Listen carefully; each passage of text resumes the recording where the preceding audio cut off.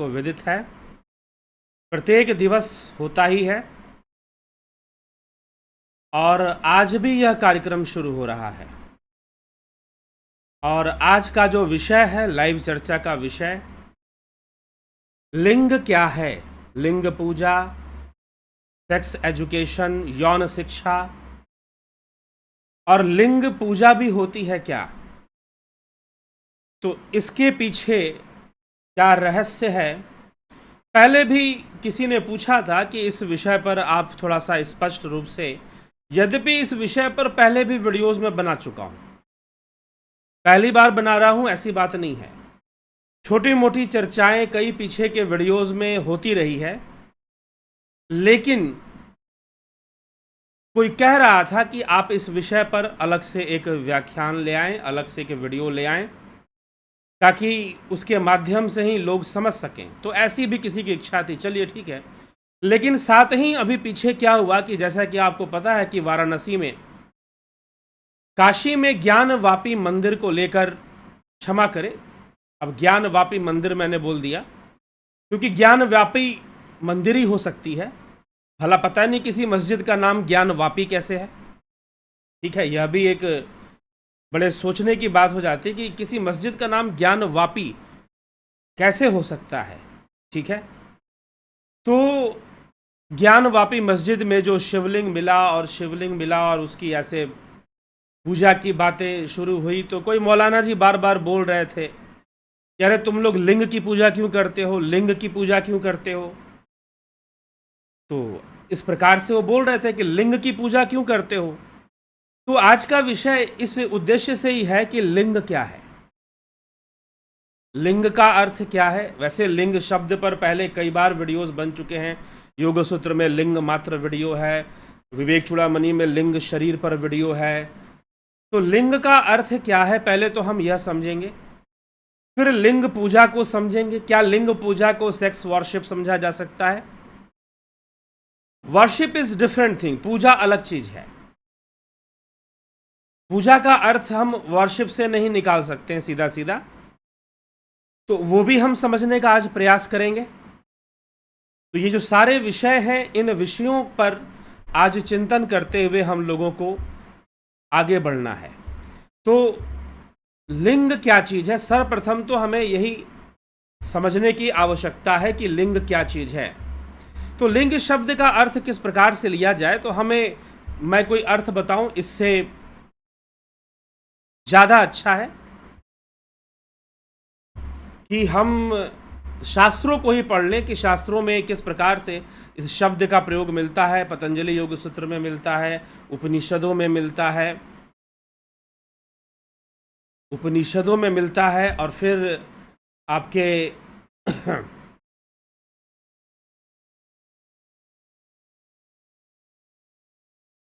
विवेक चूड़ामणि में भी मिलता है।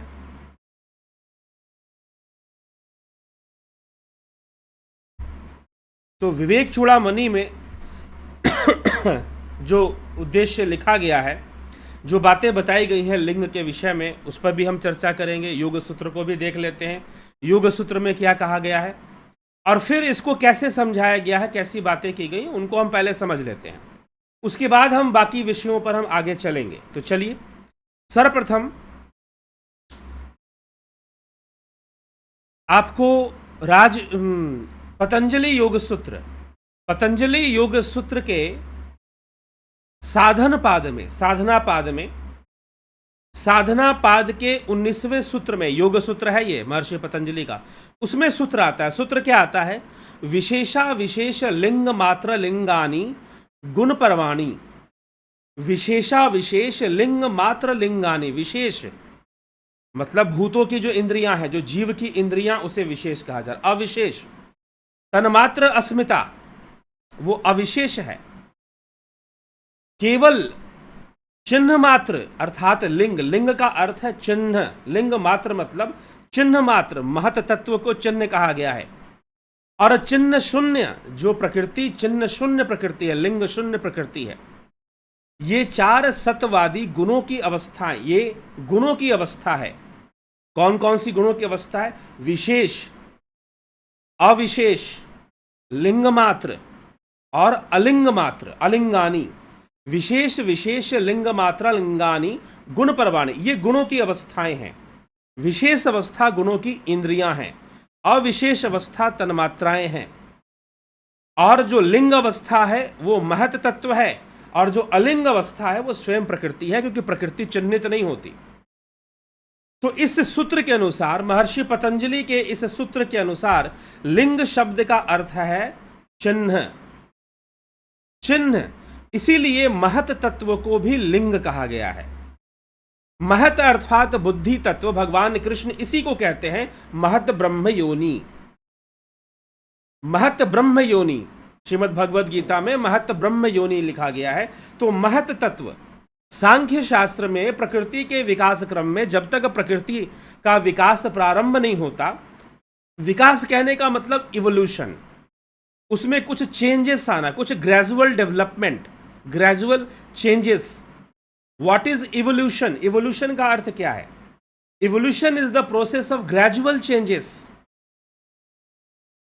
ठीक है, तो उसमें कुछ क्रमबद्ध प्रक्रिया से कुछ परिवर्तन आए। तो जैसे ही तीन गुणों में भेद होता है, विषमता होती है, अरे भैया जहां भेद होगा वहीं तो बुद्धि प्रकट होगी। जहां सब समता हो जाएगी वहां बुद्धि का क्या काम? बुद्धि की आवश्यकता ही वहीं पर है जहां भेद है। तो जैसे ही भेद होता है तो प्रथम तत्व महत तत्व के रूप में प्रकट होता है, और यह प्रकृति का चिन्ह है, इसीलिए इसे लिंग मात्र कहा जा रहा है। अब बुद्धि के कारण ही सूक्ष्म शरीर का अस्तित्व है, तो सूक्ष्म शरीर को भी लिंग मात्र कहा जाता है, लिंग शरीर भी कहा जाता है। क्यों कहा जाता है अभी हम उसको समझेंगे, विवेक चूड़ामणि से समझेंगे उस विषय को। तो यहां पर लिंग का अर्थ है प्रकृति का प्रथम चिन्ह, और प्रथम चिन्ह है महत तत्व। और एक प्रकृति की सम अवस्था है, जहां तीन गुणों की समता रहती है, वहां पर कोई लिंग नहीं रहता, कोई चिन्ह नहीं रहता। तो लिंग कहने का तात्पर्य है संकेत। लिंग कहने का तात्पर्य है चिन्ह, आईडी समझते हैं ना आप आधार कार्ड बनवाते हैं, आइडेंटिटी, यूनिक आइडेंटिटी कार्ड, आप आधार कार्ड बनवाते हैं, आप वोटर आईडी कार्ड बनवाते हैं, आप ड्राइविंग लाइसेंस बनवाते हैं, आप पान कार्ड बनवाते हैं। तो ये सारी चीजें क्या हैं? आपकी आईडी है। तो लिंग क्या होता है? लिंग होता है एक तरह की आईडी, एक तरह का चिन्ह। चिन्ह यहां पर पतंजलि योग सूत्र में लिंग मात्राणी कहा जा रहा है। महत तत्व को लिंग मात्राणी शब्द से लिखा जा रहा है कि भाई प्रकृति का वो चिन्ह है, प्रथम चिन्ह है, प्रथम चिन्ह है। उसके आगे कर्म भी एक चिन्ह है, उसके आगे दूसरे चिन्ह भी प्रकट होने शुरू हो जाते हैं, विकसित होने शुरू हो जाते हैं।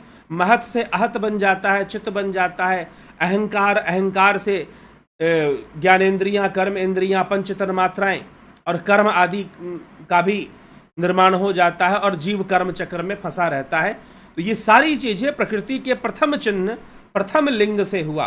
तो इसीलिए यहां पर विशेष अविशेष लिंग मात्राणी लिंगानी गुण परवाणी, इस प्रकार से यह सूत्र यहां पर लिखा गया है। तो लिंग शब्द का अर्थ होता है चिन्ह।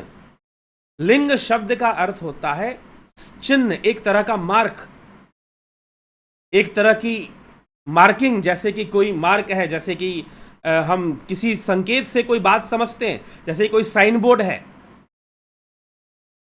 तो प्रथम चिन्ह प्रकृति का महत तत्व है, इसलिए यहां पर महत तत्व को भी लिंग कहा गया है। और महत तत्व को भगवान ने योनि भी कहा है।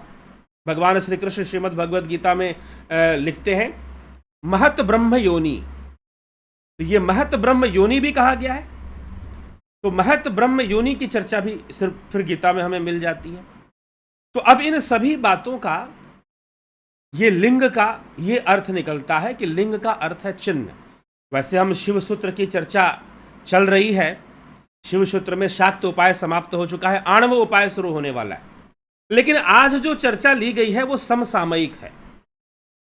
समसामयिक आज हमारे समाज में, हमारे देश में जो माहौल चल रहा है, उस माहौल पर आधारित आज की चर्चा हमने उठाई है, ताकि सभी लोगों को, क्योंकि हो सकता है कि आप जो हिंदू समाज में रहने वाले लोग हैं वो भी लिंग शब्द का सही सही अर्थ ना समझते हो, लिंग शब्द का सही सही अर्थ ना जानते हो। तो इसीलिए लिंग की पूजा होती है। लिंग की पूजा होने का मतलब क्या है वो पूजा विषय पर हम आगे आएंगे, पहले लिंग को समझ ले कि लिंग क्या है। लिंग का अर्थ है चिन्ह। तो यहां पर महत तत्व के संदर्भ में यहां पर लिंग को चिन्ह बताकर लिखा गया है महर्षि पतंजलि के इस सूत्र में। इस प्रकार से यह वर्णन आता है। अब हम चलते हैं विवेक चूड़ामणि। विवेक चूड़ामणि में भी लिंग शब्द का प्रयोग होता है जी। तो कहां पर होता है विवेक चूड़ामणि में? विवेक चूड़ामणि में आदि गुरु शंकराचार्य जब सूक्ष्म शरीर की चर्चा करते हैं तो वहां पर लिखते हैं, पहले पुर्यष्टक समझाते हैं, वागादि पंच, श्रवणादि पंच, प्राणादि पंच, भ्रमुखानि पंच, बुद्ध्याद विद्यापि च काम कर्मणि पुर्यष्टकम सूक्ष्म शरीर माहु।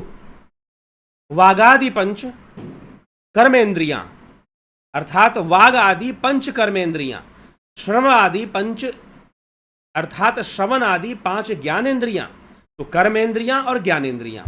प्राणादि पंच आकाश आदि, प्राणादि पंच जो 5 प्रकार के प्राण होते हैं, तो प्राण हो गया, कर्मेंद्रियां, ज्ञानेंद्रियां और प्राण, ये 3 तत्व हो गए। आकाश आदि पंचभूत, आकाश आदि जो पंचभूत हैं वो चौथा तत्व हो गया। बुद्धि 5वां तत्व हो गया। अंतःकरण चतुष्टय छठा तत्व हो गया। अविद्या 7वां तत्व, और फिर काम और कर्म तथा अविद्या तथा काम, और 8वां तत्व है यहां पर कर्म।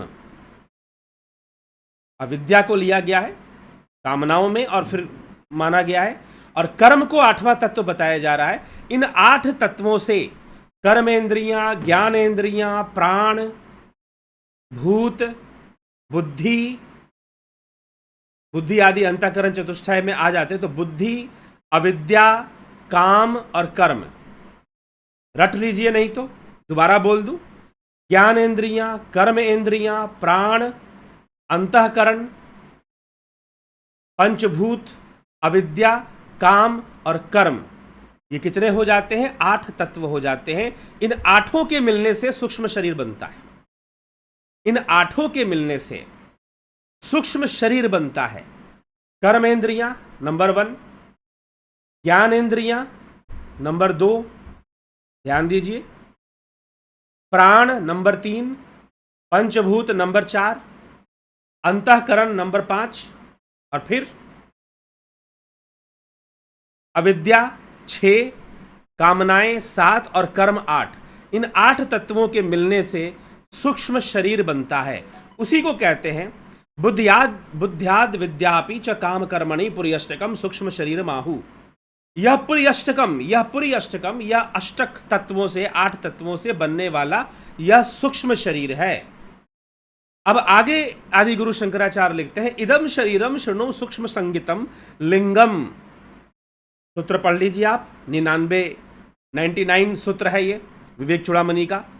इदम शरीरम शृणु सूक्ष्म संगित्यम लिंगम त्वपंचीकृत भूत संभवम सवासनम कर्मफलानुभावकम स्वज्ञान तो अनादि रूपाधिरात्मनः।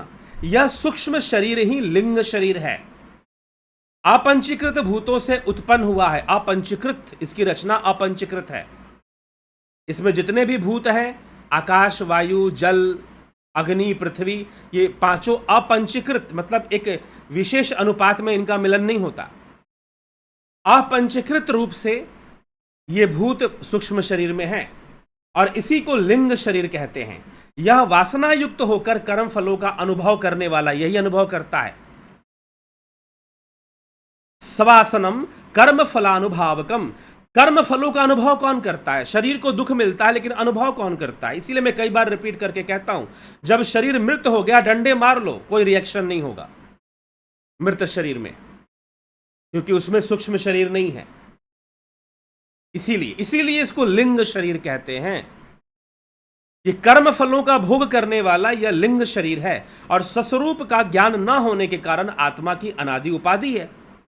स्वरूप का ज्ञान नहीं है इसमें, नहीं होने के कारण यह उपाधि रूप में भी स्थापित होता है। फिर अन्यथा आत्मा ही आत्मा हो जाए, फिर किसी की आवश्यकता नहीं। ठीक है, तो लिंग शरीर, अब लिंग शरीर को, सूक्ष्म शरीर को लिंग शरीर भी कहते हैं। तो सूक्ष्म, क्या लिंग का अर्थ सूक्ष्म हो गया? जी नहीं, लिंग का अर्थ यहां चिन्ह नहीं है। लेकिन लिंग शरीर कहते क्यों हैं? प्रश्न ये उठता है, सूक्ष्म शरीर को लिंग शरीर क्यों कहते हैं?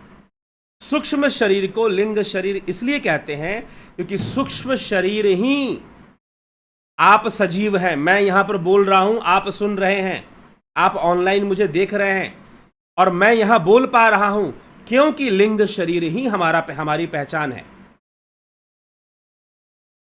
लिंग शरीर ही हमारी पहचान है। लिंग शरीर किस बात की पहचान है? कि तुम सजीव हो, तुम सजीव हो। अगर तुम्हारे अंदर लिंग शरीर नहीं होगा तो तुम निर्जीव हो जाओगे। तो हमारी सजीवता का चिन्ह है, हमारी सजीवता का आईडी है, हम सजीव हैं, हम निर्जीव नहीं हैं। हम सजीव हैं, इस बात की प्रमाणिकता लिंग शरीर से होती है। अगर लिंग शरीर का संबंध इस स्थूल शरीर से टूट जाए तो यह स्थूल शरीर निर्जीव हो जाएगा।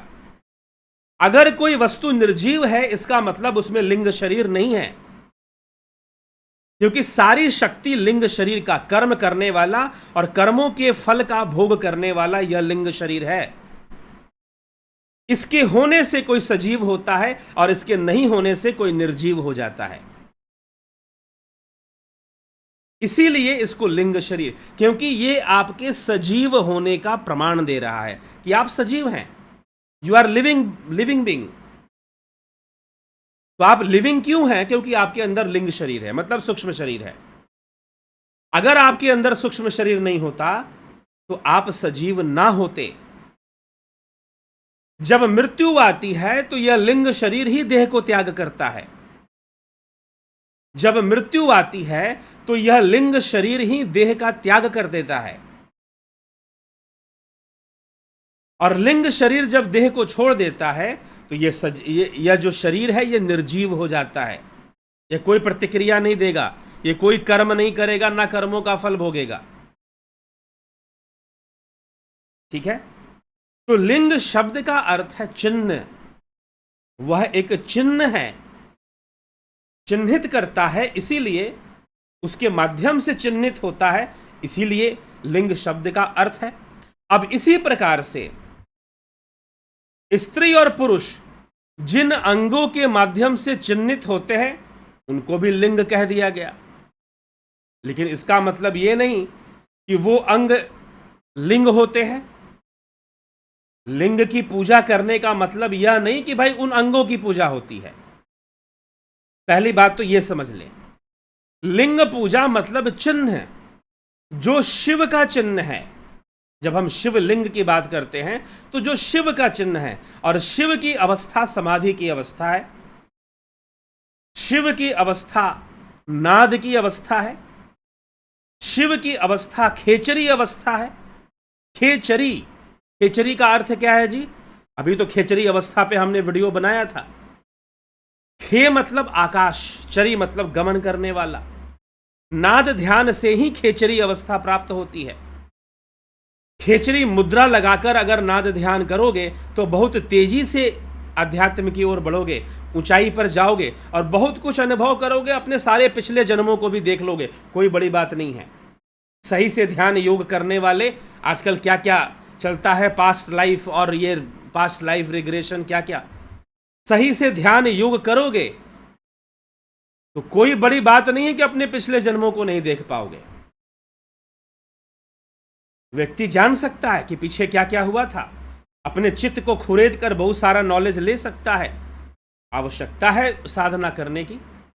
तो खेचरी अवस्था, आकाश में गमन करना। खे मतलब आकाश, चरी मतलब उसमें गमन करना, उसमें चरण करना, चरना मतलब कि चलने की अवस्था। चर और अचर, खेचरी, इस पे हम चर्चा कर चुके हैं। तो वास्तव में जो तो भगवान शिव कहते हैं कि खेचरी साधक जो होते हैं, खेचरी साधक और नाद साधना करने वाले जो साधक हैं, वो अगर 2 घड़ी, किसी ने बहुत अच्छा कमेंट किया था कि 24 मिनट की 1 घड़ी होती है। जी हाँ, लगभग उतनी ही होती है। तो 48 मिनट में आपकी 2 घड़ी पूरी होगी। अगर एक ही भाव से ध्यान योग कर लिया, एक ही भाव से नाद ध्यान कर लिया, एक ही भाव अवस्था होनी चाहिए, मतलब संपूर्ण एकाग्रता होनी चाहिए, जरा सा भी इधर उधर नहीं, तो आप शिव के बराबर हो जाओगे। आप शिव के बराबर हो जाओगे। तो शिवलिंग चिन्हित करता है खेचरी अवस्था को, शिवलिंग चिन्हित करता है खेचरी मुद्रा को। जो लोग ध्यान योग करते हैं वो भली भांति इस विषय को जानते हैं। जिन्होंने ध्यान योग कोर्स कंप्लीट कर लिया है, जिन्होंने ध्यान योग कोर्स वाकई में कंप्लीट किया है, मात्र कोई बाहरी दिखावा नहीं किया है, वाकई में कंप्लीट किया है, सारे वीडियोस लगन से अपनी सत्यता से देखी है। या तो भाई क्योंकि जो लोग अपने मेंटली एक ग्रिपिंग में होते हैं वो सही से उनको सत्य भी मिले तो वो कभी स्वीकार ना करें, ठीक है, उनकी समस्या ये होती है। तो क्योंकि गुरुडम का ऐसा भयानक प्रचार है कि लोग अपने ऐसे मेंटल और साइकोलॉजिकल ग्रिपिंग्स में होते हैं कि वो उससे बाहर निकलना ही उनके लिए बड़ा चैलेंज हो जाता है फिर, और उसके बहुत भारी नुकसान भी होते हैं। तो खेचरी अवस्था जो है वो अवस्था शिवलिंग का प्रतीक है। और भगवान शिव इसी कारण से रावण को भी कहते हैं मैं तुम्हारे साथ लंका नहीं जाऊंगा, तुम मेरी शिवलिंग को, यह मेरा ही चिन्ह है, इसमें मेरा ही वास है, ऐसा समझकर ले जाओ। तो शिवलिंग की पूजा होती है, इस कारण से शिवलिंग की पूजा होती है। वह चिन्ह है शिव अवस्था। इस शिव सूत्र में हम शिव अवस्था की बात करते हैं, शिवो हम शिवो हम शिवो हम, वो उसका चिन्ह है।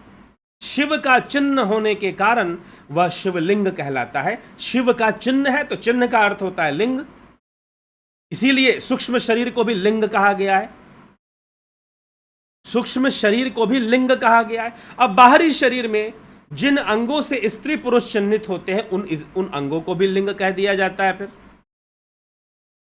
वो एक अलग बात है, लेकिन आप ये मत कह दो कि भाई ये लिंग की पूजा क्यों करते हो। अब टीवी चैनल पे बोल रहे थे बहुत सारे लोग कि भाई लिंग की पूजा करने का क्या मतलब है, लिंग की पूजा क्यों करते हो। ऐसी बातें तो पहले तो ये समझ लो कि लिंग, संस्कृत भाषा में लिंग शब्द का अर्थ क्या है, और लिंग शब्द कहाँ कहाँ किन किन सूत्रों में, योग सूत्र में कहाँ प्रयोग हुआ है, विवेक चूड़ामणि में आदि गुरु शंकराचार्य कहाँ प्रयोग कर रहे हैं। सूक्ष्म शरीर को लिंग शरीर क्यों कह रहे हैं, क्योंकि सूक्ष्म शरीर होने से ही आप सजीव चिन्हित होते हो। आप सजीव हो क्योंकि आपके अंदर सूक्ष्म शरीर है, लिंग शरीर है। और जिन वस्तुओं में लिंग शरीर नहीं है वो निर्जीव हैं। आपकी सजीवता प्रमाणित होती है आपके भीतर अगर लिंग शरीर है तो। लिंग शरीर ही देह त्यागता है और दूसरा देह धारण करता है। जब मृत्यु होती है तो क्या बाहर निकलता है, लिंग शरीर बाहर निकलता है, लिंग शरीर बाहर निकल जाता है। तो जैसे ही लिंग शरीर बाहर निकलेगा, ये शरीर में जितनी भी मूवमेंट थी और जो कुछ भी क्रियाकलाप चल रहा था, रक्त का प्रवाह, हृदय की गति, सब के सब शांत हो जाएंगे, कोई क्रिया फिर चलने वाली नहीं है। ये लिंग शरीर ही चला रहा था। तो लिंग होने के कारण लिंग शरीर से ही आप चिन्हित होते हो, आप सजीव चिन्हित होते हो कि हाँ भाई ये आदमी सजीव है। क्यों सजीव है, अब जीव कहने, अब लिंग शरीर ही जीवत्व का केंद्र है। तीन शरीरों में, स्थूल, सूक्ष्म और कारण में, लिंग शरीर में ही जीव का केंद्र बनता है। ठीक, जीवत्व वहीं से आता है उसके भीतर। तो लिंग शरीर और कारण शरीर से, स्थूल शरीर तो बस एक इंस्ट्रूमेंट की तरह है जिसको लिंग शरीर प्रयोग कर रहा है। मैं यहां पर जिह्वा का प्रयोग कर रहा हूं बोलने के लिए, लेकिन मैं कौन हूं। आप अपने कानों का प्रयोग कर रहे हैं सुनने के लिए, आंखों का प्रयोग कर रहे हैं देखने के लिए, लेकिन आप कौन हैं। आप आंखें नहीं हैं, आप कान नहीं हैं, आप त्वचा नहीं हैं, आप रक्त भी नहीं हैं, आप वो लिंग शरीर हैं। तो आप स्वयं ही लिंग हो, लिंग रूप हो। ठीक है। तो शिव अवस्था, समाधि की अवस्था, खेचरी अवस्था जिसे कहा गया, शिव सूत्र में अभी खेचरी अवस्था की बहुत चर्चा हुई, पीछे पूरी वीडियो बनी हुई खेचरी अवस्था के ऊपर। ठीक है। तो खेचरी अवस्था पर पूरी वीडियो बनी हुई है। तो वो जो वीडियो है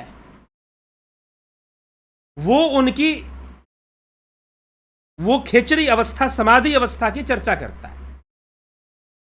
तो इसीलिए लिंग का अर्थ है चिन्ह, बस, इसके अलावा लिंग का कोई अर्थ नहीं है। लिंग का अर्थ है चिन्ह। यदि आप सजीव चिन्हित होते हैं, इसका मतलब आप में लिंग शरीर है। यदि आप निर्जीव चिन्हित होते हैं, इसका मतलब आप में लिंग शरीर नहीं है। तो सजीव चिन्हित होना और निर्जीव चिन्हित होना, आप में लिंग है, आप में लिंग शरीर है, और आप में लिंग शरीर नहीं है अगर आप निर्जीव चिन्हित होते हैं तो। ठीक है, तो ये हमें समझने का यह विषय अब आता है। अब दूसरा विषय आता है। अब दूसरा विषय आता है लिंग पूजा। तो आप अब इतना तो समझ ही गए होंगे कि लिंग पूजा इज नॉट ए, पूजा क्या है और वर्शिप क्या है। लिंग पूजा कोई सेक्स वर्शिप नहीं है, पहली बात तो आप ये समझ लीजिए। लिंग पूजा कोई सेक्स वर्शिप नहीं है। तो लिंग पूजा क्या है, आपको समझना क्या है, आपको यह ध्यान रखिएगा, यह विषय समझना भी है या नहीं समझना है। तो अगर समझना है तो आप बेहतर तरीके से, आध्यात्मिक तरीके से, क्योंकि लिंग कई जगहों पर वेदों में, शास्त्रों में लिंग शब्द का प्रयोग होता है। लेकिन अब समस्या क्या है कि अब जिसकी बुद्धि जो है कोयले से भरी होगी, भैया उसमें हीरा कैसे चमकेगा, उसमें चांदी कहाँ से आएगी, उसमें चंदन का ठंडक कहाँ, शीतलता कहाँ से आएगी। फिर तो आप अपना आकलन कर लीजिए, क्योंकि आप कुछ भी पूछेंगे, कमेंट करेंगे, तो आप अपना आकलन कर लीजिए, क्योंकि उस कमेंट के साथ, मेरे उत्तर के साथ आप भी उसमें आ जाएंगे, आप भी गिन लिए जाएंगे उसमें। ठीक है, तो अब हम चर्चा करते हैं कि शरीर के स्तर पर जिन अंगों से व्यक्ति चिन्हित होता है, स्त्री पुरुष चिन्हित होता है, स्त्री चिन्हित हो, पुरुष चिन्हित हो, या उभय लिंगी चिन्हित हो, तो उसको भी लिंग कह देते हैं। वो शरीर के स्तर पे वो बात है। लेकिन लिंग शब्द का अर्थ कोई शरीर का अंग नहीं होता, और ना ही शिवलिंग का अर्थ कोई शरीर का अंग है। शिवलिंग का भी अर्थ कोई शरीर का अंग नहीं है। और ये तो खेचरी मुद्रा है, ये तो खेचरी अवस्था के लिए शिवलिंग बनाया गया है, उसको इंगित किया गया है, खेचरी अवस्था को, खेचरी मुद्रा को। और जिन्होंने ध्यान योग किया है वो भली भांति जानते हैं, समझते हैं, या फिर उन्होंने ध्यान योग सही से किया ही नहीं है, फिर अगर नहीं समझते हैं तो। ठीक है, तो शिवलिंग का तात्पर्य खेचरी मुद्रा से है, खेचरी अवस्था से है। पहले हमें यह स्पष्ट कर लेना चाहिए, यह हमें समझ लेना चाहिए। यह शिवलिंग का अर्थ है, खेचरी मुद्रा, खेचरी अवस्था। उसी को शिवलिंग, उसी का संकेत है, उस खेचरी अवस्था का संकेत है, शिव अवस्था का संकेत है शिवलिंग। और इसके शास्त्र सम्मत प्रमाण है, ऐसी बात नहीं कह दी जा रही है। अब चलिए, अब हम आगे बढ़ते हैं। शिवलिंग तो हो गया, शिवलिंग की पूजा होती है, मतलब किसी सेक्स ऑर्गन की पूजा नहीं होती है। शिवलिंग की पूजा उस अवस्था की पूजा है। जो लोग साधना पद्धति से नहीं जुड़े हुए हैं वो नहीं समझ पाएंगे, उनके लिए समझना मुश्किल है। ठीक है, अब हम दूसरे विषय पर एक और आते हैं, वर्शिप और पूजा। पूजा किसकी होती है ये बताइए, पूजा किसकी होती है? वर्शिप का अर्थ होता है एक तरह का सम्मान देना, एक तरह का ऑनर देना, लेकिन पूजा का अर्थ होता है दान देना। पूजा में दान महत्वपूर्ण होता है। पूजा नरक से मुक्ति का मार्ग है।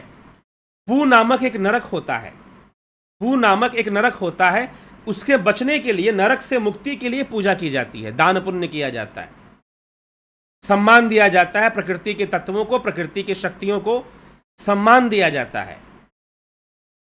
तो पूजा शब्द का अर्थ और पूजा का उद्देश्य है नरक से बचने का मार्ग। पूजा किसकी होती है? देवताओं की होती है। जो देवता है वो, उसकी पूजा होती है। पूजा के संदर्भ में दान दिया जाता है और उसका सम्मान दिया जाता है। हम देवी देवताओं का आवाहन करते हैं, उनकी पूजा करते हैं। ठीक है, ये देवी देवताओं से संबंध। हाँ, अब बात आती है, आप कहोगे ईश्वर, आप कहोगे परमात्मा। तो ईश्वर और परमात्मा, तो ईश्वर परमात्मा, उसके लिए तो हम ध्यान योग करते हैं ताकि हम परमात्मा में अपनी अवस्था बना सकें, हम परमात्मा में लीन हो सकें। ध्यान योग की प्रक्रिया है। पूजा किसके लिए होती है? पूजा उस ब्रह्म उपलब्धि के लिए नहीं होती है, पूजा ब्रह्म ज्ञान के लिए नहीं होती है। किसी को पूजा करने से आज तक कभी ब्रह्म ज्ञान नहीं हुआ। पूजा होती है देवताओं के लिए होती है। पूजा देवताओं को दिया हुआ दान है, और हम कई रूप में देते हैं। हम अग्नि को भी देते हैं, हम पशु पक्षियों को भी खिलाते हैं, हम ब्राह्मण भोज भी करवाते हैं, हम दरिद्रों को भी देते हैं, हम गरीबों को भी देते हैं, हम पड़ोसी की भी सहायता करते हैं, तो वहां भी देव पूजा होती है। पशु पक्षियों को भी हम अपना दान देते हैं। कई हमारे पूजा पद्धति में पशु पक्षियों को दान देना है, कई पूजा पद्धति में गरीबों को दान देना है, कई पूजा पद्धति में महिलाओं को सिर्फ देना है, कई पूजा पद्धति में सिर्फ बुजुर्गों को देना होता है, कई पूजा पद्धति में कुछ ब्राह्मणों को, गुरुओं को देना होता है धर्म कार्य के लिए। तो ये पूजा, ये प्रक्रिया है पूजा की। पूजा किसके लिए होती है? देवताओं के लिए होती है। देवता कौन होते हैं? देवता कौन होते हैं जी? देवता जो हमें जीवन देते हैं। इस जीवन को, देवताओं का संबंध हमारे जीवन से है, हमारे शरीर से है। तो हमारे शरीर को और हमारे जीवन को अच्छे से, भली भांति हम जीवन को जी सकें, अच्छा जीवन जी सके हम एक, उसमें जितनी भी शक्तियां काम करती हैं, प्रकृति की जो भी शक्ति है हमारे साथ जो कार्य कर रही है, वो सब देवता की श्रेणी में आती हैं और वो हमें जीवन दे रहे हैं। इसीलिए उपनिषदों में इंद्रियों को भी देवता माना गया है। कर्म इंद्रियां और ज्ञान इंद्रियों को भी देवता माना गया है। कर्म इंद्रियां और ज्ञान इंद्रियों को भी देवता माना गया है। तो हमारी जितनी भी इंद्रियां हैं, कर्म इंद्रियों में हमारी प्रजनन इंद्रियां भी आ जाती हैं। अब प्रजनन इंद्रियां जो है, वो जिसको हम यौन इंद्रियां बोलेंगे, सेक्स ऑर्गन बोलेंगे हम उनको, तो कर्म इंद्रियों में हमारी प्रजनन इंद्रियां भी आती हैं। प्रजनन और उत्सर्जन की इंद्रियों को कर्म इंद्रियों में गिना जाता है, वो भी आती हैं। जब वो भी आती है तो वो भी देवता हो गई, फिर वो भी देव स्वरूप हो गई। हाँ, लेकिन मैं पहले ही बोल चुका हूं, शिवलिंग की पूजा किसी कर्म इंद्रिय की पूजा नहीं है। शिवलिंग की पूजा खेचरी अवस्था का संकेत है, खेचरी मुद्रा का संकेत है, और शिव सूत्र में खेचरी अवस्था को बताया गया, उसका संकेत है शिवलिंग की पूजा। और लिंग शब्द का अर्थ है चिन्ह, ये पहले ही क्लियर हो चुका है। अब हम आते हैं देवता के ऊपर। जब हम देवताओं की, हमारे लाइफ को सपोर्ट करने का जो एक मैं आपको दृष्टिकोण दे रहा हूं, हमारे शास्त्रों का दृष्टिकोण इस विषय पर क्या है, हमारे लाइफ को जितनी भी सपोर्ट करने वाली ताकतें हैं, उन ताकतों के दो रूप हैं। उन ताकतों के दो रूप हैं, एक है देवता और एक है असुर। असुर मतलब जिसका सुर बिगड़ चुका है, जिसका संतुलन बिगड़ चुका है। देवता जो दाता रूप में है। जब प्रकृति हमें कुछ देती है, भोजन देती है जिससे हमारा पेट भरता है, तो वो अन्नपूर्णा कहलाती है, देवी का रूप है वो, जब वो भोजन देती है।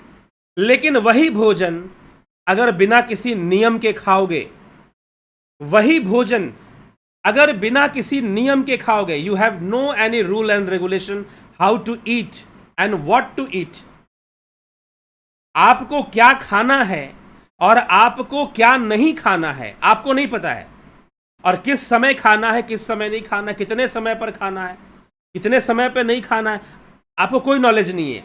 और क्या खाना है क्या नहीं खाना है आपको इसका भी नॉलेज नहीं है। जब मर्जी लाए लाओ भाई, अभी अभी रसगुल्ले खाए थे, पकोड़े ले आओ, अब पकोड़े खा लिए तो समोसे ले आओ, गोलगप्पे ले आओ, पिज्जा बर्गर ले आओ। आजकल जो जंक फूड चल रहा है, high calorie food, junk food उसी को बोलते हैं। कभी पिज्जा खा लिए, कभी बर्गर खा लिए, कभी ये खा लिए, कभी वो खा लिए, कोई खाने पीने का नियम नहीं है। तो अब वो जो भोजन है, वो अन्नपूर्णा नहीं रहेगी, वो देवी नहीं रहेगी, वो देवता नहीं रहेगा, वो असुर बन जाएगा, वो राक्षस बन जाएगा, और असुर बनकर आपका पेट खराब करेगा, आपका कोलेस्ट्रॉल बढ़ा देगा, आपका क्रिएटिनिन बढ़ा देगा, आपका यूरिक एसिड बढ़ा देगा, आपको बीमार करेगा, आपकी इम्यूनिटी पावर को डिस्टर्ब करेगा, और फिर कोरोना ने अगर ग्रसित कर लिया तो फिर ऐसी अवस्था में मृत्यु निश्चित हो सकती है। तो इस तरह से जो भोजन, अगर you are not conscious about your eatings, आप क्या खा रहे हो, अगर आप सचेत नहीं हो इस बारे में, तो आप लंबे समय तक स्वाद का आनंद नहीं उठाओगे। समय बहुत जल्दी आने वाला है जब डॉक्टर साहब बोलेंगे कि भाई तुम डायबिटिक हो गए हो, तुमको ये हो गया है, कोलेस्ट्रॉल बढ़ गया है, तुम्हारा वो हो गया है, खाना पीना ठीक से खाओ, ध्यान से खाओ, नहीं तो जल्दी मरोगे, जल्दी शरीर, ये लिंग शरीर तुम्हारा छोड़ेगा इस स्थूल शरीर को, लिंग शरीर स्थूल शरीर को जल्दी छोड़ देगा। फिर खाना पीना ध्यान से खाओ, समझदारी से खाओ, नहीं तो बहुत बुरा हाल हो सकता है। तो अगर आप इसके बारे में सचेत नहीं हो, ये देवता है। जब आप अच्छा भोजन करते हो, संतुलित भोजन करते हो, तो ये देवता है। तो हमारे ऋषि मुनि या उपनिषद वो हमें अध्यात्म का ज्ञान करवाते थे, लेकिन उपनिषदों में कई ऐसे मंत्र हैं जो काम शास्त्र के हैं, जो काम शास्त्र के हैं। काम शास्त्र मतलब यौन शिक्षा, वो यौन शिक्षा के मंत्र हैं। उसी प्रकार से हमारे ऋषि मुनियों ने, जब भोजन देवता है तो जिस क्रिया से, जिस प्रजनन की क्रिया से हमारा जन्म हो रहा है,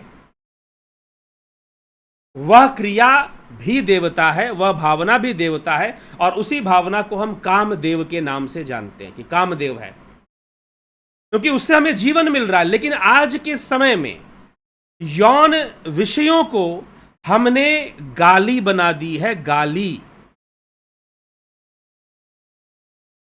आज के समय में हमने यौन विषयों को, सब्जेक्ट रिलेटेड टू सेक्स, हमने उसको गालियां बना दी है, हमने उसको मजाक का विषय बना दिया है। हां, हमारी संस्कृति में ऐसा नहीं था। हमारी संस्कृति में शिक्षा का विषय था। जैसे भोजन आपको सही से करना चाहिए और सचेत होकर करना चाहिए, जब जब मर्जी तब कुछ भी खाओगे तो बीमार पड़ जाओगे, वैसे ही यौन संबंधों के विषय में बहुत सचेत होना चाहिए और बहुत शिक्षित होना चाहिए। नहीं तो बहुत कुछ समाज में घट रहा है, अगर ये शिक्षा मिल जाए लोगों को तो ऐसी घटनाएं नहीं घटेंगी। बहुत सारी घटनाएं नहीं घटेंगी जो घट रही हैं आज के समय में। यदि शिक्षित हो जाएं लोग तो ऐसी घटनाएं निश्चित ही नहीं घटेंगी। लेकिन शिक्षा की कमी है। क्यों कमी है? क्योंकि इसकी अवहेलना कर दी आपने। आपने यौन शिक्षा, सेक्स एजुकेशन की अवहेलना की। कौन से यौन शिक्षा? जो हमारे शास्त्रों से मिलती है। जो वो वेस्टर्न शिक्षा देते हैं उसकी बात मैं नहीं कर रहा, वो तो और मिसगाइडिंग है। लेकिन जो हमारे शास्त्रों से यौन शिक्षा मिलती है, यौन शिक्षा उपनिषदों से आती है, यौन शिक्षा वेदों के मंत्रों से भी आती है, और उन्हीं का संकलन महर्षि वात्स्यायन ने किया है। इसीलिए वात्स्यायन ने उन्हीं का संकलन करके दिया हुआ है, बस इतना ही काम किया है। तो अब वात्स्यायन ने और क्या दिया था? वात्स्यायन ने न्याय सूत्र का भाष्य दिया था। द ग्रेटेस्ट भाष्य, अब तक का सर्वश्रेष्ठ भाष्य बोलते हैं। न्याय सूत्र अक्षपाद गौतम ऋषि ने लिखा था, लेकिन ऋषि वात्स्यायन ने न्याय सूत्र का भाष्य दिया था। अब कुछ लोग कहेंगे ऋषि वात्स्यायन ने तो काम सूत्र लिख दिया था। अरे ये उन्होंने कैसे लिख दिया? काम सूत्र क्यों लिख दिया? तुमको काम सूत्र सही से बताया नहीं गया कि क्या चीज है।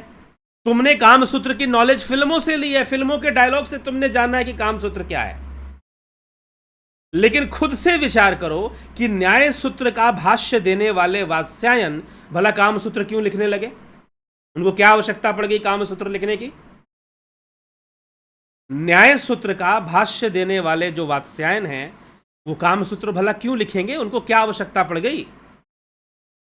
सोचना चाहिए, थोड़ा विचार करना चाहिए। अब न्याय सूत्र का भाष्य देने का मतलब क्या है? 1 मिनट के लिए गीता का भाष्य लिख दो। हो सकता है कि कोई ऐसा वैसा लिख दे, क्योंकि गीता के अनेकों भाष्य हैं। लगता है कि जिसका मर्जी आता है गीता पे बोलना शुरू कर देता है, अपनी मन मर्जी की बातें गीता से निकाल ही लेता है। तो गीता का भाष्य लिख दो, 1 मिनट के लिए आप कुछ और चीज का भाष्य लिख दो। लेकिन न्याय सूत्र का भाष्य लिखना साधारण बुद्धि के एक आदमी का काम नहीं हो सकता। न्याय सूत्र का भाष्य लिखना, ध्यान से सुनिए, न्याय सूत्र का भाष्य लिखना साधारण बुद्धि से संभव नहीं है। न्याय सूत्र इतना सरल नहीं है, पढ़ोगे भी तो समझ में नहीं आएगी जल्दी। हाँ, अगर उसका दर्शन पढ़ोगे जिसमें कि कॉन्सेप्ट्स को क्लियर करके बताया गया है, जब हम षड दर्शन पे कोर्स लाएंगे तो उसमें न्याय सूत्र भी होगा। स्वाभाविक है, जब षड दर्शन के अंतर्गत न्याय सूत्र आता है तो न्याय दर्शन भी उसमें होगा। तो न्याय सूत्र का भाष्य देना साधारण बुद्धि वाले का काम नहीं हो सकता, ये ध्यान रखिएगा। जिसके पास एक्स्ट्रा ऑर्डिनरी लॉजिकल पावर होगा, एक्स्ट्रा ऑर्डिनरी एनालिसिस करने का पावर होगा, वही न्याय सूत्र का भाष्य दे सकता है। और ऋषि वात्स्यायन ने न्याय सूत्र का भाष्य दिया था, काम सूत्र भी दिया था साथ में उन्होंने। तो हमारे सामने जो छवि बनी हुई है हमारे, और ये छवि बिगड़ी है। हाँ, पहले 25 वर्षों तक आश्रम में पकड़ के रखा जाता था तो उनको सारी शिक्षाएं दे दी जाती थी, गृहस्थ जीवन में कैसे उतरना है, कैसे तुम्हें अपने जो है रिलेशनशिप्स में कैसे जाना है, तुमको सारी शिक्षाएं दे दी जाती थी, वो गुरुकुल में ही दे दी जाती थी। तो बड़ा अच्छा माहौल होता था, उतनी समस्याएं नहीं रहती थी फिर, और इतने घटनाएं नहीं घटती थी कि भाई कोई भाग के शादी कर लिया तो कोई कुछ कर लिया तो कोई कुछ कर लिया, ऐसी घटनाओं की संभावना भी बहुत कम रहती थी। लेकिन आज के समय में इस शिक्षा की बहुत कमी है, और यह भी देवता है, यह विषय भी एक देवता है, लेकिन शिक्षा की कमी क्यों है? अब सुनिए, क्यों हम इस विषय पर शिक्षित होने का प्रयास क्यों नहीं करते? आज हम खाना खाने के लिए शिक्षित होना चाहते हैं ना, बहुत सारे वीडियोस आते हैं, अरे भाई भोजनांते विषमवारी, भोजन के अंत में पानी पीना विष के समान है। आपने सीख लिया, एक बात सीख लिया आपने एक बात सीख ली ना कि भोजन कैसे करना चाहिए और किस तरह से करना चाहिए, लेकिन इन विषयों पर, यौन शिक्षा के विषय में या यौन संबंधों के विषय में आप शिक्षित होना नहीं चाहते हैं। आपको हल्कापन लगता है कि अरे नहीं, ये सब बातें करने की क्या जरूरत है, अरे नहीं नहीं, ये सब का डिस्कशन तो नहीं होना चाहिए, आपका जीवन उसके बगैर नहीं है। और आजकल गालियों का प्रचलन है, आजकल बॉलीवुड के फिल्में बनाते हैं तो गालियों को ग्लैमराइज करते हैं, गालियों को ग्लैमराइज करते हैं। तो जितनी भी गालियां आप देते हो वो किस पर देते हो? यौन संबंधों पर देते हो आप गालियां। सारी गालियां आपने डेवलप कर ली हैं, इजाद कर ली हैं, लेकिन ये संस्कृति आई कहां से? गालियां देने की संस्कृति और यौन विषयों पर गालियां देना। एक बात, अब आप किसी को गाली दे रहे हो, खुद क्या आसमान से टपके थे? खुद क्या आसमान से टपक गए थे क्या? आसमान से तो नहीं टपके थे भाई, तुम भी उसी क्रिया से पैदा हुए थे जिस क्रिया को लेकर तुम बार बार गालियां देते रहते हो। तुम कहां से पैदा हो गए थे? ये संसार मैथुनी सृष्टि है, स्वयं भोलेनाथ मैथुनी सृष्टि की रचना करते, तुम क्या इससे अलग पैदा हो गए क्या? तो तुम गाली किसको देते हो? अपनी पैदाइश को गाली देते हो क्या? जब तुम मां बहन का शब्द जोड़कर एक नारी का अपमान करते हुए जब तुम गालियां देते हो, और कोई इस देश में नारी शक्ति के नाम पर बहुत सारी संस्थाएं काम करती है, गालियों के लिए कोई काम नहीं करता, फेक संस्थाएं हैं, फेक फेमिनिज्म का बहुत भयंकर आडंबर चलता है इस देश के अंदर। किसी को मतलब नहीं है, इतने सारे आपके मॉस्क बने हैं, लेकिन कहीं पर महिलाओं का प्रवेश वर्जित है। कोई आंदोलन करते हुए आपको दिखा आपको कोई फेमिनिस्ट ग्रुप दिखता है आपको? नहीं करता आंदोलन। तो इस पहली बात तो पूरा एनजीओ ग्रुप जो है 99%, कोई 1% एनजीओ ग्रुप जो है शायद ईमानदार हो, फॉरेन फंडिंग लेकर कितना हम इस देश का बुरा कर सकते हैं वो बुरा करने का प्रयास करते हैं, जिसको नॉन गवर्नमेंट ऑर्गेनाइजेशंस बोलते हैं। तो यौन शिक्षा के ऊपर हमारे शास्त्र सजग थे, इसलिए वेदों ने बता दिए, उपनिषदों ने बता दिए। पहली चीज कि आप इस विषय का सम्मान करना सीखो, आप इस विषय का सम्मान करना सीखो। अगर ऋषि वात्स्यायन ने काम सूत्र दिया, काम शास्त्र दिया, क्योंकि उनके मन में काम विषयों के प्रति सम्मान की भावना थी। क्योंकि आप किसी विषय को तभी सीखोगे जब उसको सम्मान दोगे। जैसे कि आप भोजन को रेस्पेक्ट देते हो, फूड को रेस्पेक्ट देते हो, और जब आप भोजन को रेस्पेक्ट नहीं दोगे ना, तो आप क्या करोगे? लाओ भाई, कुछ भी लाओ, खा लेते हैं, बैठे बैठे खा लेते हैं, खड़े खड़े खा लेते हैं, सोते सोते खा लेते हैं, कभी भी कुछ भी खाओ लोगे। मतलब you are not respecting your food, you are not respecting your food, you are abusing your food, and indirectly you are abusing yourself. बिल्कुल वही सिस्टम यहां पर भी लागू हो जाता है। जब आप यौन शब्दों से संबंधित गालियां देना शुरू कर देते हो तो आप अपनी पैदाइश को ही गाली दे रहे होते हो। आप अपनी ही पैदाइश को गाली दे रहे होते हो, क्योंकि आप वहीं से पैदा हुए और उसी चीज को गाली दिए जा रहे हो। आप जहां से पैदा हुए वहीं को गाली दे रहे हो भैया। तो क्या आप अपनी जरा गौर करना, आप सोचोगे नहीं उस डायरेक्शन में, क्योंकि मन नहीं करेगा सोचने का, लेकिन एक बार सोच कर देखो, घूमकर यू टर्न लेकर देखो तो पता चलेगा आप खुद को ही गालियां दिए जा रहे हो, अपने ही जन्म को गालियां दिए जा रहे हो। तो अब हमारी संस्कृति में, हमारे शास्त्रों में यह प्रत्येक विषय एक गंभीरता से लिए जाने का विषय था हमारे शास्त्र। इसलिए ये गालियों का प्रचलन भी पिछले 100 सालों में हुआ है। गालियों का प्रचलन भी जो विदेशी जो अरबिक अटैकर्स जो आए थे इधर पर, ईरान से इराक जो आक्रमण करने जो आए थे और अरब कंट्री से, उनके लाए हुए जो उनका जो व्यवहार था, उनका जो आचरण था, उसमें एक तो महिलाओं का कोई सम्मान नहीं था, काले कपड़े से ढककर रखना था उसको। अभी CNN न्यूज पर आप यूट्यूब पर जाके सर्च कर लो, CNN न्यूज के लिए आप टाइप करो 9-year-old girl sold to 55-year-old man for marriage. आपको न्यूज मिल जाएगा, बड़ा वायरल हो रहा है, अफगानिस्तान का न्यूज है। 9-year-old girl sold to 55-year-old man for the marriage. Afghan का ये न्यूज है, CNN न्यूज के अंदर आ रहा है। मैं कोई ऐसे नहीं बोल रहा, प्रूव है उसका। आप कहोगे तो मैं भी वो वीडियो दे दूंगा, नहीं तो गूगल में सर्च करोगे तो अपने आप आ जाएगा। मैंने खुद गूगल में सर्च किया, अपने आप आ गया, आपको मिल जाएगा ऐसा न्यूज।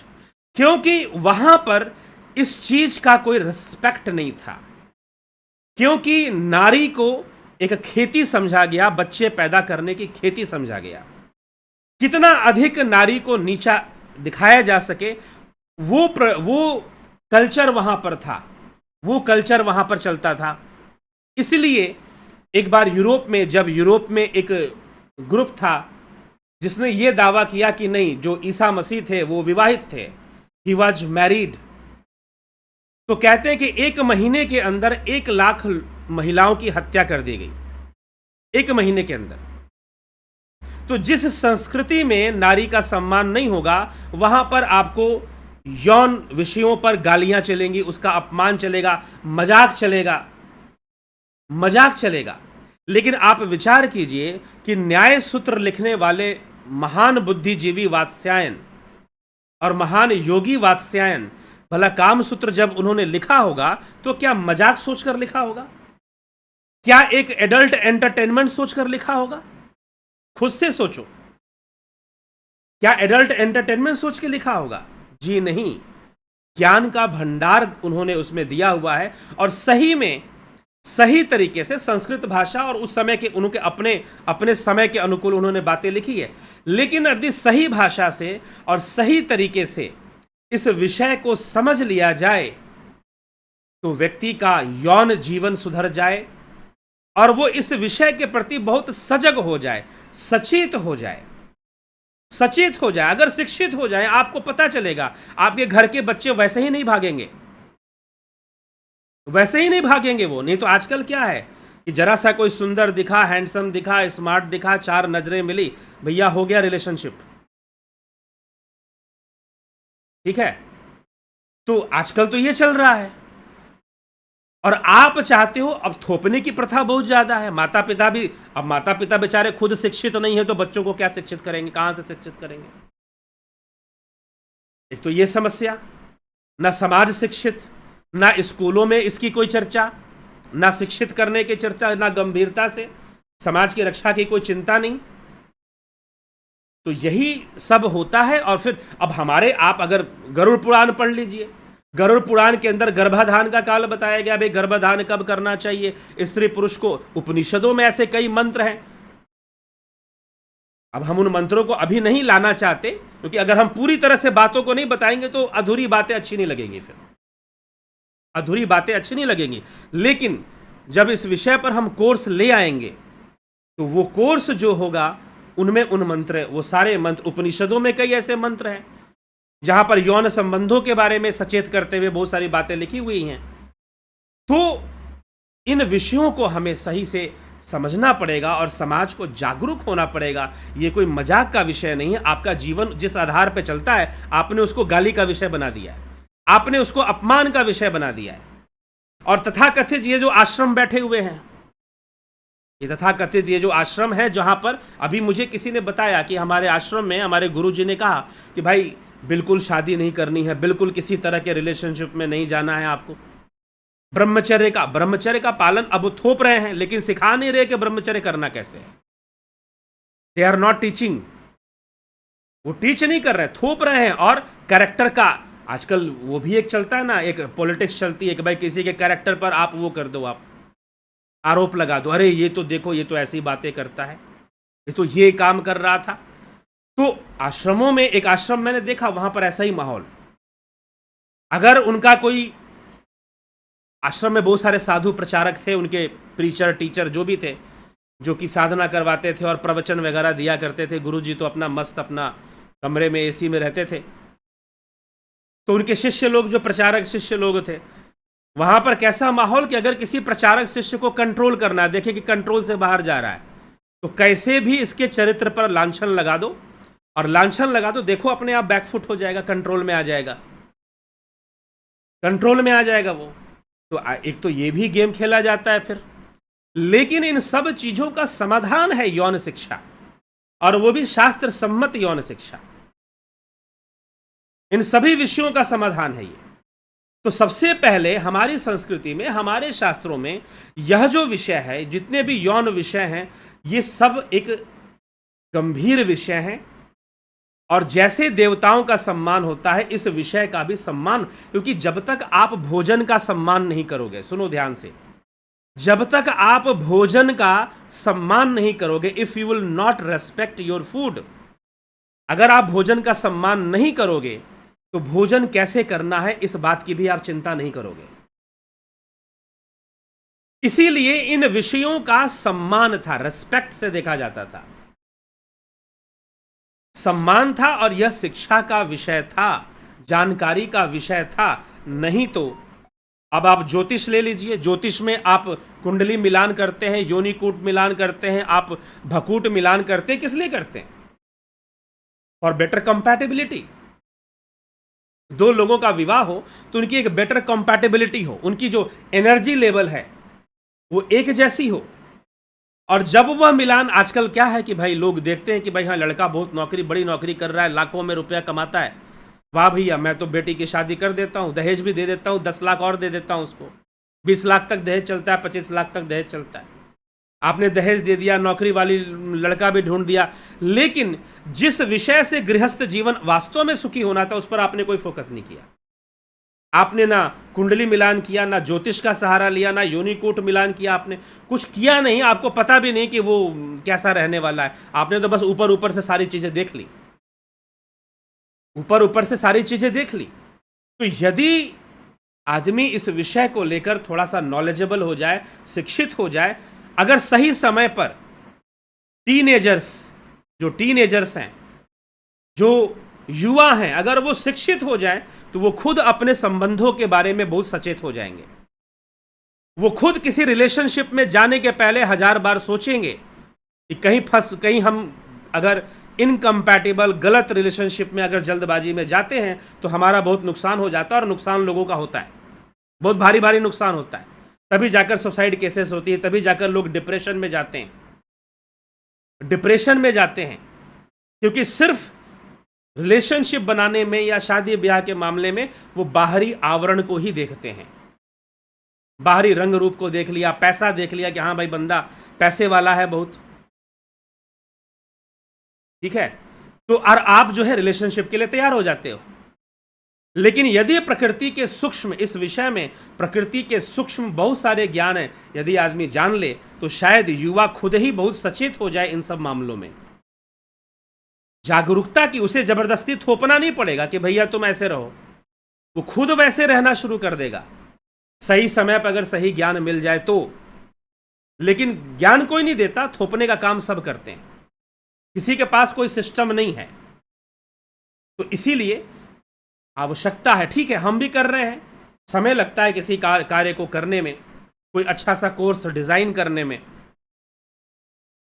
कोशिश जारी है। जरूर युवाओं के लिए और सभी लोगों के लिए एक ऐसे कोर्स को डिज़ाइन करने का प्रयास चले जा रहा है। तो बहुत सारी बातों को समझने की आवश्यकता है।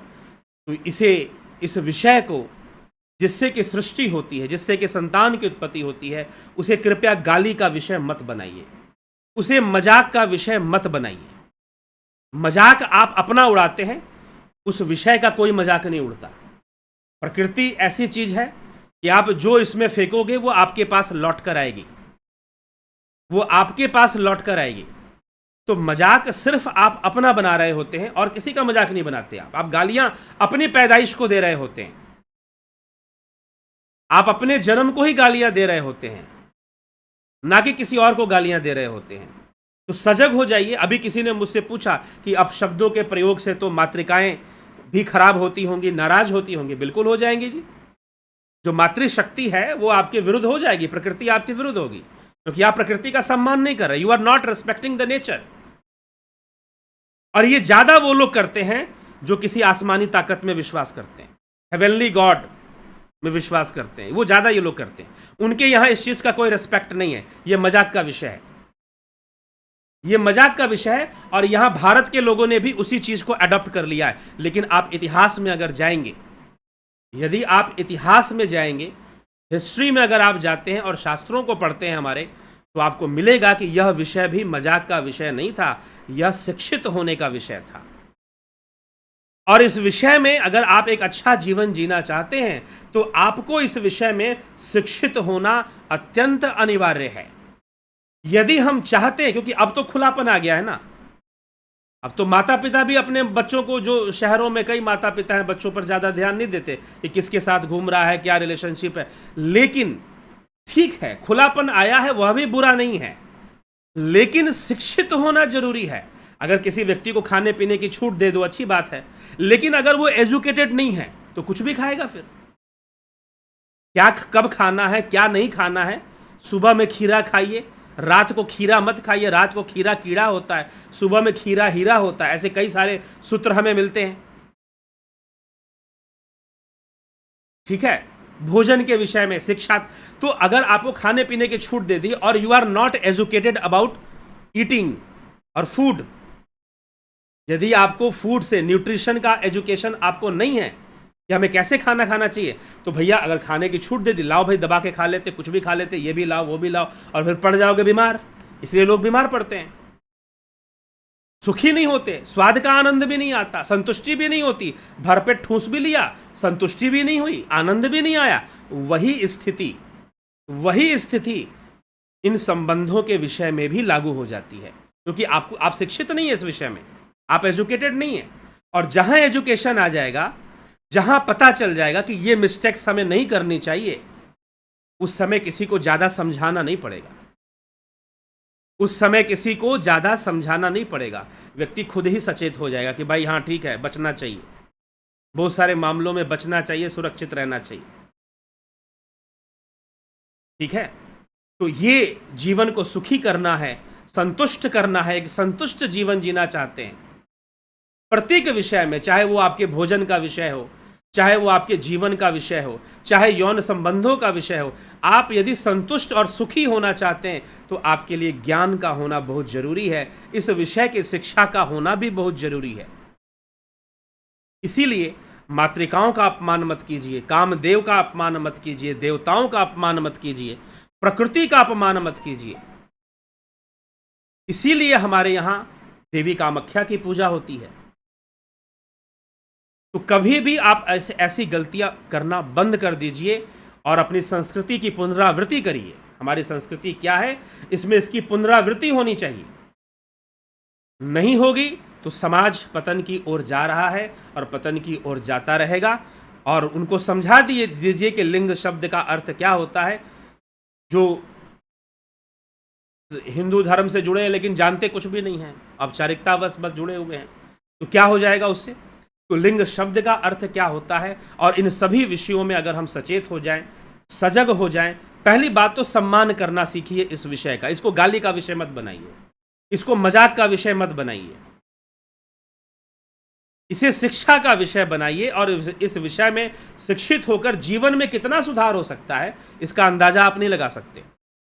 अत्यधिक सुधार हो सकता है जीवन में, यहां तक कि व्यक्ति की आयु बढ़ सकती है, यहां तक कि उसका आध्यात्मिक उत्थान हो सकता है, वो आध्यात्मिक रूप से बहुत डेवलप हो सकता है। अब आप बोलोगे कि नहीं जी, सारे गुरुजी लोग तो कहते हैं कि भाई नहीं नहीं, इन सब चीजों से दूर रहोगे तभी। जी नहीं, उन्होंने कम शास्त्र पढ़े, अभी बहुत कुछ पढ़ना बाकी है। गुरु बनने का शौक पहले हो गया, ना साधना की ना अध्ययन की, गुरु बनने का शौक पहले आ जाता है लोगों को।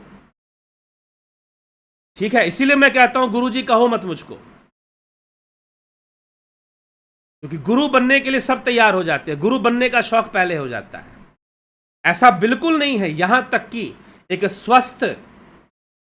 एक स्वस्थ और ऊर्जावान, अगर यदि अब इसमें शिक्षा का विषय है, अभी यहां पर 1 घंटे में शिक्षा तो दूंगा नहीं। कोर्स डिजाइन हो रहा है, जब आ जाएगा तो आपको बतलाया जाएगा कि भाई कोर्स डिजाइन हो गया, you can join the course. यदि एक बहुत ही आध्यात्मिक रूप से थोड़े परिपक्व साधक और जो है ऐसे लोग जो बहुत ही इस विषय के समझदार है, जानकार है, परिपक्व हैं और बहुत परिपक्वता और शिक्षित होकर जब वह ऐसे संबंधों में जाते हैं तो वो अपनी आध्यात्मिक उन्नति भी कर लेते हैं,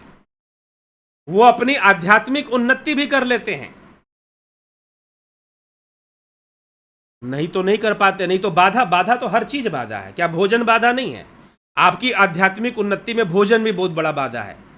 मात्र स्त्री पुरुष का संबंध ही बाधा नहीं है, भोजन भी बाधा है। अगर सही से खान पान नहीं रखोगे तो साधना के मार्ग पर कहां से आगे बढ़ोगे? सही से खान पान नहीं रखोगे तो साधना के मार्ग पर आगे नहीं बढ़ पाओगे। फिर तो भोजन भी बाधा है, तो भोजन बंद करवा दो। फिर गुरुओं को चाहिए कि भाई खाना बंद करो। ठीक है, तो ये कोई विकल्प नहीं होता है, विकल्प होता है आप एजुकेट कीजिए। आप बोलिए कि आपको एजुकेट करने नहीं आता है, सीधी सी बात है। और आप चाहते हो कि लोग आपके काम में लगे रहें। गृहस्थी बसा लेंगे तो आपके काम में कहां से लगेंगे? यह भी एक समस्या है। तो इसीलिए ये विचार करने, एक मैंने आज जो भी वीडियो आपको दिया है, जो भी व्याख्यान दिए, एक संकेत मात्र है और इस संकेत को समझना है और इसकी गंभीरता को समझना है कि हम अपना कितना नुकसान कर रहे हैं। और ये जितने भी ऊपरी हेवनली गॉड को मानने वाले जितने भी कल्ट आए, जितने भी संप्रदाय हमारे देश में आए जो किसी आसमानी ताकत को मानते हैं, उन सब ने इसको मजाक बनाकर रखा। वो अपने देश में भी मजाक बनाते हैं और इसके कारण सबसे ज़्यादा इसका जो भुक्तभोगी, सबसे ज़्यादा जो इसमें नुकसान होता है वो नारी समाज का होता है। सबसे ज़्यादा उनका उत्पीड़न होता है और लीगली उत्पीड़न होता है। वो कानून ऐसे बनाते हैं जहां पर महिलाओं का उत्पीड़न ही हो रहा होता है, वो ऐसे कानून बना देते हैं। तो लीगली उत्पीड़न हो रहा था, तभी CNN न्यूज़ में आप जाकर देखिए, आपको मिल जाएगा इसका प्रमाण। ठीक है, तो ये सारी चीज़ें हैं, ये सारे विषय हैं। तो इसीलिए हमारे जो शास्त्र हैं वो प्रकृति की चर्चा करते हैं, ब्रह्म की चर्चा करते हैं, वो आत्मा की चर्चा करते हैं, लेकिन वो किसी आसमानी ताकत की चर्चा नहीं करते हैं।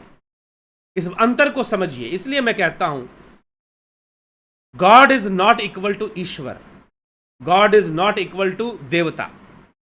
देवता का कॉन्सेप्ट अलग है, ईश्वर अलग, और गॉड एक अलग ही चीज है। यहां पर नहीं है, यहां के शास्त्रों में नहीं मिलेगा ये सब बातें, गॉड वर्ड की बातें। ठीक है, तो ये सब भी हमें समझना है। और अपने संस्कृति क्या होती है? सम्यक कृति। संस्कृति क्या होती है? सम्यक कृति, सम्यक भोग, संभोग। संस्कृति, सम्यक कृति ही संस्कृति है। तो अर्थों का अनर्थ कर रखा है, लिंग शब्द का भी अनर्थ कर दिया, संभोग शब्द का भी अनर्थ कर दिया, अर्थों का अनर्थ कर रखा है। और फिर बोलते हैं कि भाई ये ऐसे है वो ऐसे, कहां से समझ में आएगा? इसीलिए अपने शास्त्रों की ओर वापस लौटे। महर्षि दयानंद सरस्वती ने कहा था कि वेदों की ओर वापस लौटो, यही भारत की ताकत है। जिस दिन भारत की जनता, मैं कहता हूं 50% पॉपुलेशन भी, 50% जो हमारे देश की हिंदू पॉपुलेशन है, अगर वो शास्त्रों की ओर लौट गए, शास्त्रों को उन्होंने भली भांति समझ लिया, तो वही बहुत बड़ी ताकत बन जाएगी। तो वो फिर से अपनी ताकत के, लेकिन हमारे शास्त्रों, हमारी संस्कृति से दूर करने के लिए बहुत षड्यंत्र चलाए गए। षड्यंत्र चला चलाकर कितने वर्षों में हम दूर हुए। लेकिन ये भी मैं मानता हूं कि हिंदू समाज, सनातन धर्म के अनुयायी, उसके समाज, फिर भी अभी भी 20% लोग तो जुड़े हुए हैं अपने शास्त्रों से, तभी बहुत कुछ बचा हुआ है। लेकिन ये संख्या अगर 50% को क्रॉस कर जाए, उतना ही बहुत है वर्ल्ड पावर बनने के लिए, वर्ल्ड गुरु बनने के लिए, विश्व गुरु बनने के लिए, उतना ही बहुत हो जाएगा। क्योंकि 50% जब क्रॉस करेंगे तो बाकी के 40% अपने आप भागते हुए आएंगे, फिर खींचते जाएंगे।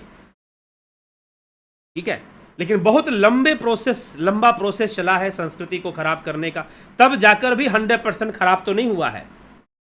कुछ बात है कि हस्ती मिटती नहीं हमारी, तभी तो कहा है दौरे रहा है, सदियों रहा है दुश्मन दौरे जमा हमारा। चलो किसी उर्दू कवि ने ही कहा है, लेकिन बात तो है। मेसोपोटामिया खत्म हो गया, मिस्र खत्म हो गया, बड़ी बड़ी संस्कृतियां खत्म हो गई, हम फिर भी बचे, बहुत कुछ बचा के रखे हैं।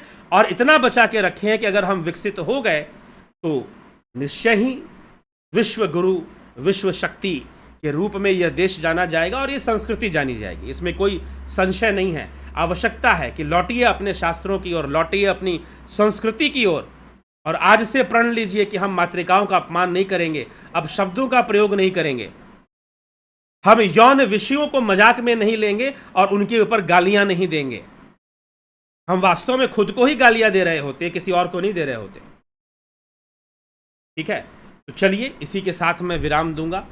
बहुत सारे लोगों ने कमेंट किए हैं, समय काफ़ी हो गया है, तो मैं ज़्यादा जो है इस पर शायद आपके प्रश्नों का उत्तर ना दूं।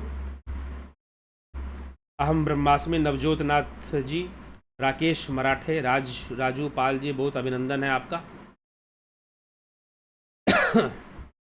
रविंद्र मकवाना, अमन कक्कर, जितेंद्र साहू, स्मिता सावंत, अमन कक्कर, गुरुजी प्राकृतिक चिकित्सा का प्रोग्राम भी 14 से स्टार्ट हो रहा है क्या? जी हाँ, प्राकृतिक चिकित्सा का कार्यक्रम भी 14 जून से शुरू हो रहा है।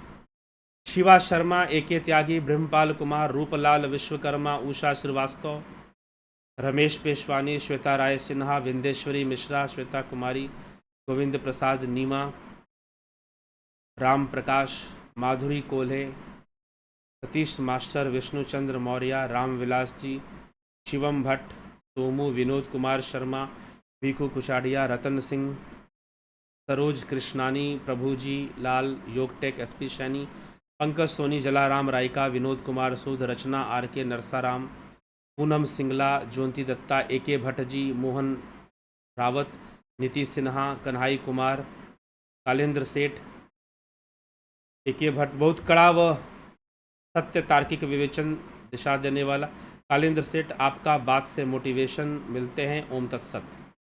सचिन यादव, ओम राज हेम्ब्रम, ओम तत्सत। और एक बार और कोरोना आना चाहिए ताकि दुष्ट आदमी मर जाए। ठीक है, चलिए, जिसका जब समय आता है तब वो मरता है। ठीक है। भरत छबलानी जी, नरसा राम जी, आदि Kushwaha ji, guru ji, we will always support you for the welfare work. ठीक, Aadi Kushwaha ji, Manoj CSC, many thanks for your kind knowledge about very sensitive topic. कृपा करके ब्रह्मचर्य टॉपिक पर भी चर्चा कीजिए। तो गुरु जी, ओम नमः शिवाय, नवजोतनाथ, आज जय गुरुवर की, जय माता की, गुरुवर के चरणों में कोटि प्रणाम। संदीप अरोड़ा सरोहा, बहुत सबका बहुत अभिनंदन है, स्वागत है। ब्रह्मचर्य का विषय भी आ जाएगा जब हम यौन शिक्षा पर जब कोर्स तैयार करेंगे, उसमें ब्रह्मचर्य का विषय भी आ जाएगा। ठीक है, वो कवर हो जाएगा ब्रह्मचर्य का विषय उसमें अपने आप। ब्रह्मचर्य उससे अलग नहीं है। बिना यौन शिक्षा के ब्रह्मचर्य का पालन करो ही मत, जब तक ना समझ में आए। ठीक है, तो ज़बरदस्ती के ये जो लोग करवाते हैं पालन वालन, वो बहुत नुकसानी कर देते हैं उल्टा। तो वैसा नहीं करना चाहिए, सजग सचेत होकर ही चीज़ों को स्वीकार करना चाहिए। तो चलिए, ठीक है। अधूरा ज्ञान बहुत खतरनाक होता है। कोई ज्ञान ना हो बात ठीक है, लेकिन अधूरा ज्ञान खतरनाक हो जाता है। तो ये सारी प्रॉब्लम आती हैं। तो इन सभी विषयों पर जागरूक होकर समाज को जागरूक करने की आवश्यकता है। भारतीय समाज को जागरूक होने की आवश्यकता है हर विषय पर, संस्कृति के विषय पर। और एक बात ध्यान से और सुन लीजिए, दावे के साथ बता दे रहा हूं, जब तक आप इस विषय में सुधार नहीं करोगे, बाकी संस्कृति सुधरने वाली नहीं है। जब तक आप इस विषय में सुधार नहीं करोगे, हमारी संस्कृति में विवाह संस्कार है, गर्भाधान संस्कार है, जन्म संस्कार है, नाम शुरू से संस्कार चलते रहते हैं। तो जब तक आप इस विषय में सुधार नहीं करोगे, बाकी संस्कृति नहीं सुधरेगी जल्दी। और जैसे ही ये चीज सुधरेगी तो बहुत सारी चीजें सुधरने लगेंगी, फिर बहुत सारी चीजें सुधरने लगेंगी। तो यही बात समझने की आवश्यकता है। तो चलिए इसी के साथ मैं विराम देता हूं। कल फिर मिलते हैं लाइव चर्चा में 9 बजे। शिव सूत्र को आगे बढ़ाएंगे, आणव उपाय को आगे बढ़ाना है। कल से नहीं तो परसों से आणव उपाय जरूर शुरू हो जाएगा। और आप ध्यान योग का कोर्स करते हैं, यदि आप ध्यान योग का कोर्स करना चाहते हैं, क्षमा करें, करना चाहते हैं, तो आप ध्यान योग के कोर्स के लिए संपर्क कर लीजिए, व्हाट्सएप मैसेज कर दीजिए।